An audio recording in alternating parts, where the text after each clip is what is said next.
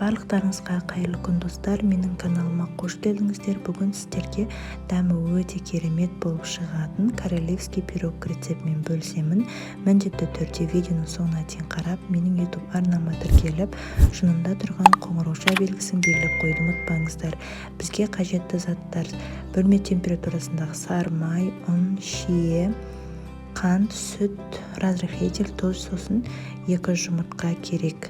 Ең алдымен ыдысымызға 2 жұмыртқамызды жарып, үстіне аздап шым-шым тұзымызды қосамыз. Одан соң қантымызды қосып, жақсылап аппақ болғанша миксерлеп аламыз. Неге осындай болғаннан кейін үстіне бөлме температурасындағы ерітілген сары майымызды, одан соң жылы сүтімізді қосып араластырамыз. Енді осының үстіне ұнымызды бірден барлығын қоспай, аз-аздан осылай електен өткізіп қосамыз. Ұн қопсытқыш, яғни разрыхлительде осылай електен өткізіп жібереміз. Жартысын қосып болғаннан кейін астынан үстінен қарай осылай күрекшенің көмегімен араластырып аламыз. Одан соң ұнымыздың қалған бөлігін тағы да електен өткізіп осылай араластырамыз. Жақсылап түйіршік болмайтындай етіп араластырып аламыз.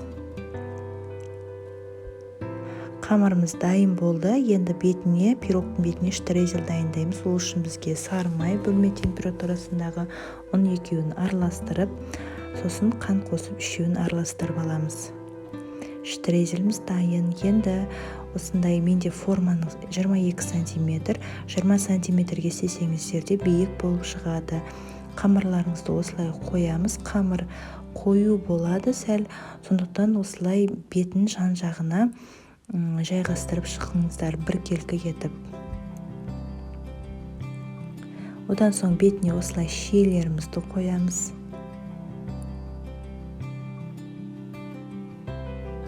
Барлық шиені қойып болғаннан кейін жасап қойған штрезелімізді де бетіне сеуіп шығамыз.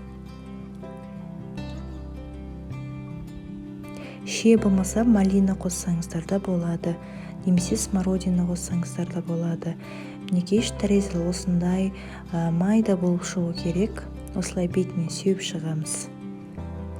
Одан соң осылай аздап шпажканың көмегімен кішкене осылай араластырып жесеңіздер болады.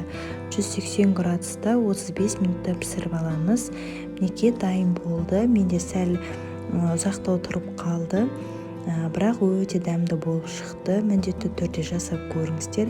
Барлықтарыңызға ұнайды деген ойдамын. Оңай әрі қолжетімді заттардан жасалынады. Дәмі өте керемет болып шығады. Барлықтарыңызға видео ұнаған болса, лайк басып, комментарий қалдырып қойыңыздар. Назар қойып тыңдағандарыңызға рахмет. Менің YouTube арнама тіркеліп қойды. Ұмытпаңыздар, барлықтарыңызға ас болсын.